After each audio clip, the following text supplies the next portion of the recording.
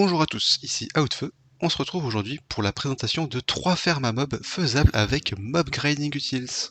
Si vous ne connaissez pas Mob Grinding Utils, je vous invite à aller voir le guide complet que j'ai fait dessus, vous expliquant les modes en détail. Sinon, voici les 4 modes qui seront utilisés dans cette vidéo, mais en dehors de Mob Grinding Utils, ceux-ci sont optionnels et facilement remplaçables.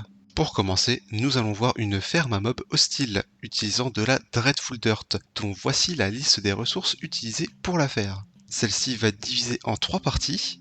D'abord la ferme à mob en elle-même, qui va faire spawner et tuer les mobs, sachant que la cobble correspond juste à un bloc de construction quelconque que vous pouvez remplacer par ce que vous voulez. Et pareil pour les blocs de Tinted Glass que vous pouvez remplacer par des blocs solides si besoin. Par contre, faites en sorte d'utiliser des blocs ne laissant pas passer la lumière pour ne pas affecter la ferme. Pour les upgrades du Mob Masher, seuls les upgrades Sharpness et Looting sont indispensables. Ensuite pour Beheading, ça dépend de si vous voulez récupérer des têtes de mobs ou non. Pareil pour Fire Aspect qui va faire cuire tous les loots. Puis Smite et Arthropod vont infliger des dégâts supplémentaires à certains mobs, mais ne sont pas nécessaires grâce aux 10 upgrades de Sharpness.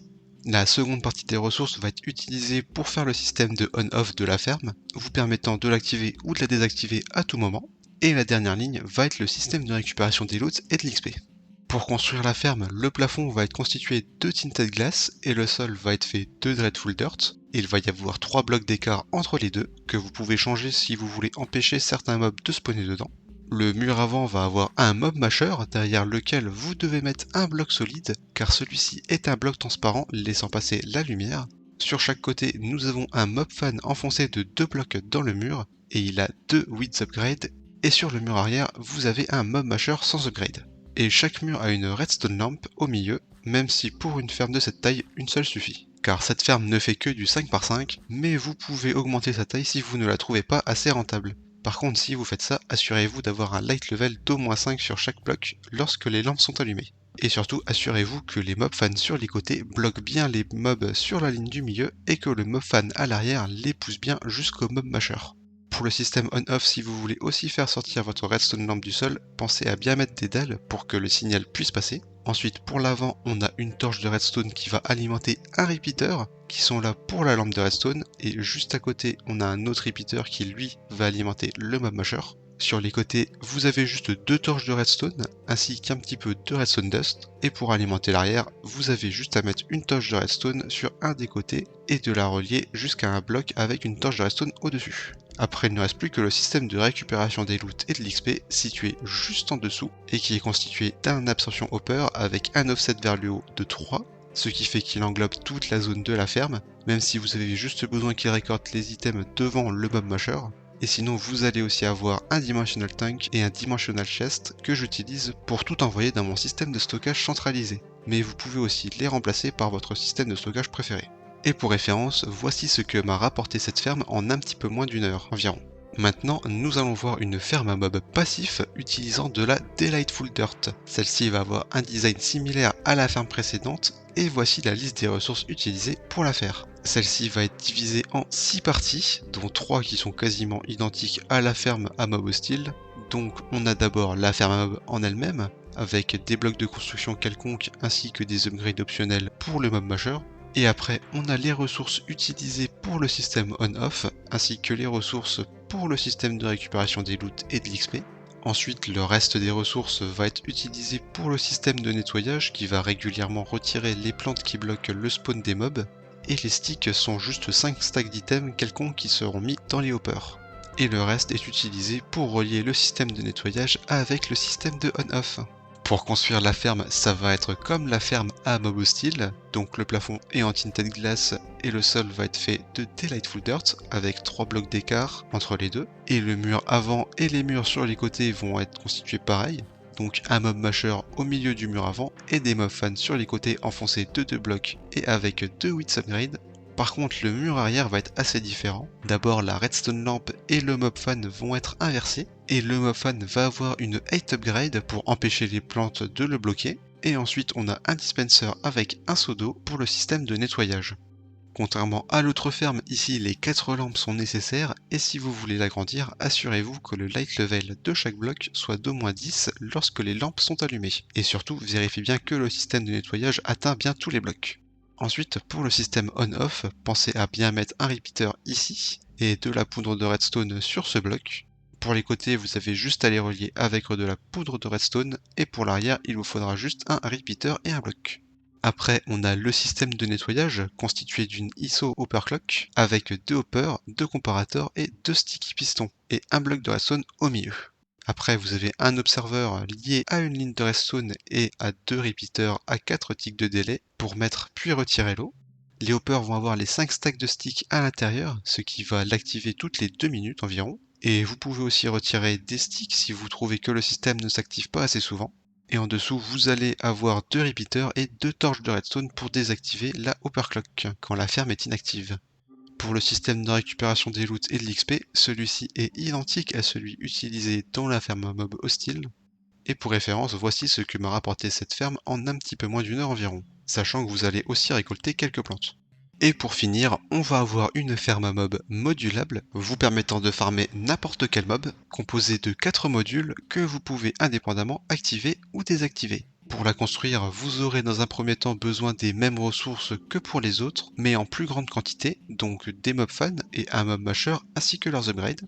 Vous allez aussi avoir besoin de blocs de construction, et de mon côté j'ai aussi utilisé de la Tinted Ethereal Glass du mode Glass and Shield, qui va bloquer la lumière tout en permettant aux joueurs de passer au travers, mais selon vos besoins, vous pouvez les échanger avec des blocs pleins, de la Tinted Glass Vanilla, voire du verre normal. Ensuite, nous avons le système de récupération des items qui va être similaire aux fermes précédentes, mais avec beaucoup plus d'absorption hopper pour pouvoir gérer la quantité de loot qui va être générée par cette ferme. Après, on a le spawner. De mon côté, j'utilise un spawner du mode Apophysis qui va être full upgrade, et de votre côté, vous n'êtes pas obligé de l'upgrade à fond, et pour référence, voici ce que améliorent les différents items utilisés sur les spawners d'Apophysis. N'hésitez pas à mettre en pause pour tous les regarder. Et sinon, vous pouvez aussi remplacer ce spawner par un d'un autre mode de votre choix, voire vous pouvez même aussi construire cette ferme autour d'un spawner vanilla, par contre le rendement sera nettement inférieur. Et pour finir, on a le système de on-off, où j'utilise le mode Ranged Wireless Redstone, mais vous pouvez le remplacer par n'importe quel autre mode vous permettant de faire de la redstone sans fil. Et sinon, je vous montrerai aussi plus tard dans la vidéo comment le faire avec de la redstone vanilla. Pour construire la ferme, il va vous falloir une zone de 9 par 9 en largeur et de 7 blocs de hauteur au centre de laquelle vous allez mettre votre spawner. Pour les murs, vous pouvez mettre du verre ou des blocs pleins comme vous voulez, vous n'êtes donc pas obligé de faire le même pattern que moi. Sur les côtés, il va vous falloir 2 mob fans avec 2 upgrades de largeur et 3 de hauteur. Pour l'arrière, il va aussi vous en falloir 2 qui vont avoir 3 upgrades de largeur, 2 de hauteur et 4 de distance, mais pour celui du haut, une seule upgrade de hauteur suffit. Et pour l'avant, vous avez le mob masher avec ses upgrades au milieu en bas. Et si jamais vous voulez farmer des mobs volants, n'oubliez pas le mob fan au plafond avec 2 upgrades de distance. Pour le spawner, il vous suffit de le placer au centre, puis de l'upgrade en faisant clic droit dessus avec les différents items jusqu'à ce qu'il devienne un spawner parfait. Ensuite, vous pouvez changer le mob du spawner en faisant clic droit dessus avec un œuf de mob, que vous pouvez obtenir soit grâce au mob swap de Mob Grinding Utils, soit grâce à l'enchantement Capturing de Apophysis, qui vous donne 0,4% de chance de dropper l'œuf du mob que vous tuez par niveau, donc pour un maximum de 2% au niveau 5. Et pour le système de récupération des loots et de l'XP, celui-ci est situé en dessous et est constitué de 5 absorptions hopper avec une upgrade et 5 d'offset vers le haut, ce qui fait qu'ils englobent entièrement la zone de spawn. Après, j'ai aussi mis un dimensional chest et 3 dimensional tanks, mais vous pouvez vous limiter à un seul tank si cela ne vous dérange pas d'avoir un petit peu d'XP qui restera dans les absorption hoppers du bas. Car quand la ferme est en marche, la quantité de loot que vous allez avoir nécessite les 5 absorptions hoppers. Par contre, la quantité d'XP, elle, peut être gérée par un seul. Ensuite, pour le système on-off avec de la redstone sans fil, il va vous falloir mettre les 4 transmitteurs à côté de levier. Pour le mob masher, il vous faudra un receiver, qu'il vous faudra aussi emmurer si vous ne voulez pas qu'il y ait de la lumière qui rentre dans votre ferme. Pour les mob fans, il vous faudra mettre un receiver derrière chaque mob fan, qui seront tous reliés au même transmetteur, et n'oubliez pas de relier le mob fan qui est dans le plafond. Pour le spawner, il vous faudra juste un receiver au-dessus, et pour les absorption hoppers, il vous faudra aussi des torches de redstone pour inverser le signal. Et une fois que vous aurez tout relié, vous pourrez configurer votre ferme comme vous le voulez. Soit vous activez tout pour qu'elle tourne automatiquement, soit vous pouvez juste activer le spawner et les hoppers afin de farm manuellement les mobs.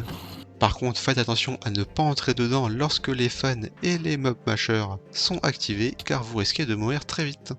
Et pour référence, voici ce que m'a rapporté cette ferme en l'activant avec des guardians pendant moins de 15 minutes. Et vous pouvez même aussi voir la vitesse à laquelle les loots continuent d'arriver.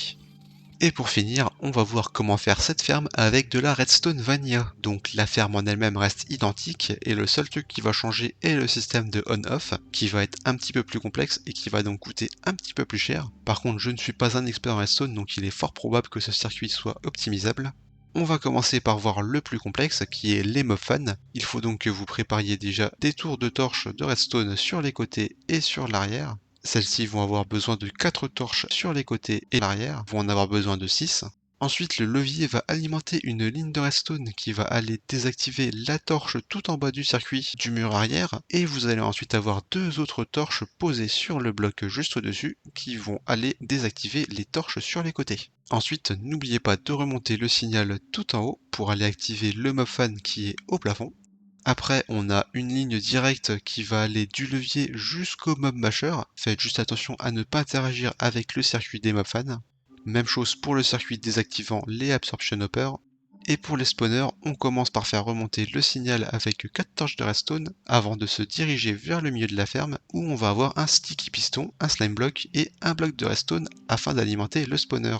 Par contre, si vous farmez des mobs volants, il est possible que quelques-uns se bloquent sur cette ligne.